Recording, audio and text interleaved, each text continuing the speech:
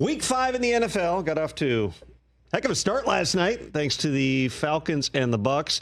Week 4 ended with one of the games of the year so far. The guy who sealed it joins us right now. Third NFL season, standout on one of the best teams in the NFL. Lions safety Kirby Joseph is with us. Kirby, man, it's the bye week. Are you chilling? How we doing there in Detroit? Oh, you know me, man. I'm always about it. So what do you do? You got a rare break in the season. Do you watch football? Do you work out? What do you do? I'm always watching football. I watched the game last night. Really, I've just been taking care of my body and just being in the studio, really. What's it like for you sitting back, right? You're at your couch, you're at the crib, whatever, watching this game. Are you watching it like a fan would, or are you watching it being like, I wouldn't have called that coverage right there. I would have this answer for Kirk Cousins throwing for 509 yards right now. No, I'm definitely watching it like a coach or like an analyst. Like I'm definitely like, okay, like I'm trying to predict the play in the next play and stuff like that. Like, yeah. You played against Kirk, probably 4 times so far in your career. Like, guy throws for 509 yards last night. Nothing ever looks like nifty. He's not getting out and throwing on the run like Patrick Mahomes. What if anything makes that guy a challenge to face as a defender? I just feel like he knows where to go with the ball. You know, he's been in the league for a long time, so he just knows how to operate an offense. So last week it comes down to, a final drive, final chance for Geno Smith and the Seahawks. I'm not gonna lie to you, man. I went back and watched that interception like 5 times because I knew you were coming on the show. Are you sure you caught that ball? Like, is your hand really under that ball? Yeah, I'm sure I caught that ball. I had total control of that catch. Like, I don't even know why. And this little talk, like, oh, he didn't catch it. I caught that ball. Like, I literally, like, when I caught it, like, I knew I was finna fall. So I had to, like, put it to my side. Because if I would have fell on it, like, head on, like, it would have came out. So I literally put it to the side. So it'd be right here. So it wouldn't even move. Watch the ball. It wouldn't even move. But all right, so you get back to the sideline. They're probably showing that on the Jumbotron, right? The big video board in the stadium. Are you going like, I got it? Or are you thinking like, and I've seen them overturn some stuff before. This might come back. I wasn't even worried about it. I went straight to the stands. I was dapping up the fans and all. Like I was straight. I knew I caught it. That photo we just showed of you making that interception too. Show that photo again here. Like your feet are above, your 1 foot's above your head. Like you land hard on that play. How were you feeling the next morning after that one? I mean, I feel good. I didn't really feel like nothing. I kind of messed up my little side a little bit. The play, like a couple plays before that. But other than that, I was straight. Okay, so the obliques maybe feeling it a little bit this week, but you got a little bit. You got some time to sit back and chill. So another game that's in a standalone window Sunday morning. I'm guessing you're going to get up early and watch the Vikings and the Jets game on Sunday. Everybody's talked for a year plus and for good reason about the Lions. Being one of the top teams, the rising team. All of a sudden, people. You look at the power rankings. People are putting the Vikings number 1. What do you make of the state of the NFC North right now? We just know we gotta become the NFC champions again. Like we gotta go over here and take over the division. We gotta take it one step at a time. So going through each opponent, we just gotta see them one week at a time. So for the Lions this year, and this is the first time again, there were expectations going into last season, but they were based on potential, right? Now you guys made a deep playoff run. You're this close to going to the Super Bowl.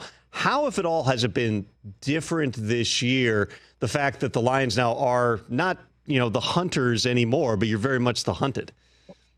I was just going to say that, like Coach Campbell said that, and that was just a great phrase to say. Like we're not hunters no more, bro. Now we're getting hunted.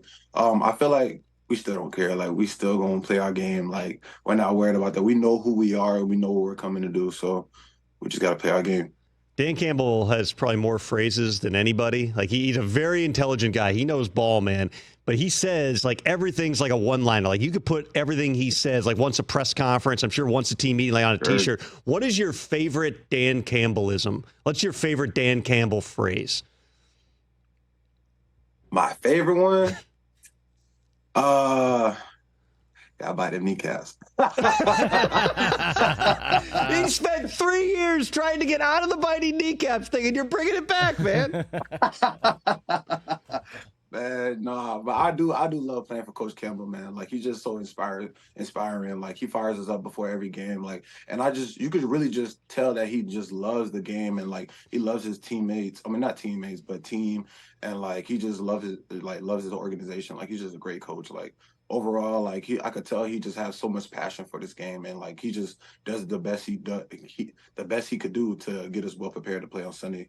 If I'm not mistaken, he had like a knee replacement or some type of significant surgery in this offseason. Yet I come to training camp the first week and like he's out there doing push-ups with you guys and stuff. Like he is, if you had like a duel of all the coaches, Dan's probably going to be one of the betting favorites to win, just like a giant fist fight here. Like how many guys on the team, you put him in like an arm wrestling situation, a box match, how many people on the team would like get in the ring with Dan Campbell?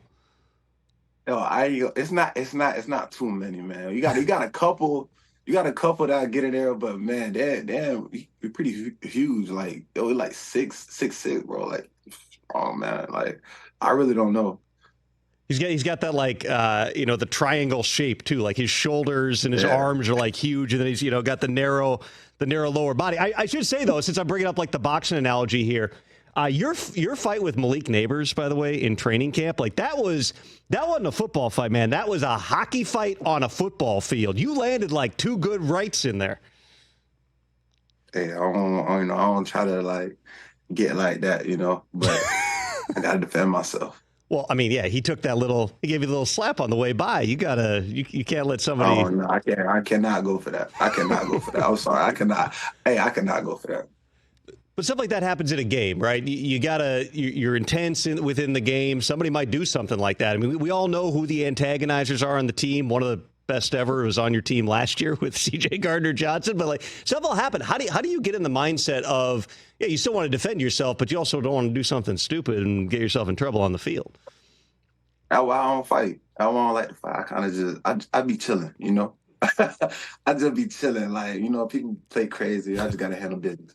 See, there's some humility. Go watch that fight's still on Instagram. You can find it. Kirby's gonna say he doesn't want any piece of it. You don't want to mess with this guy right here, Kirby Joseph. So all right, I know you got a lot of stuff going on off the field too, Kirby. Tell me what else you're up to. I started a clothing brand. It's called Zuper Motion. Zuper Motion, which is, according to the card, Z-U-P-E-R Motions, like super motion, but Zuper Motion. Where's the name come from? What's the clothing line all about? It's like you said, super, but I replaced the S with a Z because I'm Haitian, and we represent ourselves like as Zo, so I put the Z for Zo in front of Zuper. I just feel like it's just like clothing brand, and like I just wanted to mix like streetwear and like comfortable wear together. So like it's just going to be a whole bunch of just like different types of stuff. So I mean, a lot of stuff. You got 4 dudes in the studio. We could definitely use some clothing upgrades. Can we get some stuff? Can we check out some of the product here? Yeah, what's up? Hey, y'all repost my stuff, man. I'll send y'all some boxes out, and I got y'all. Send me y'all sizes, and I got y'all. All right, there we go. So last thing for you here, Kirby, just, the rest of the season. All right, it's a long season. Your bye came really early, right? Week 5 bye. A lot of people who don't necessarily like that because you now know the grind. You got another look at the schedule right here. You got basically the entire slate. You haven't even played a division game yet, and you're hoping, after that Week 18 game, there's 2, 3, 4 more games beyond that here. What's the mentality for Kirby Joseph? What's the mentality of this Lions team for what you've got ahead of you over these next few months? Got to keep that grit. Don't stop. Another Dan Campbell. It's only up from here.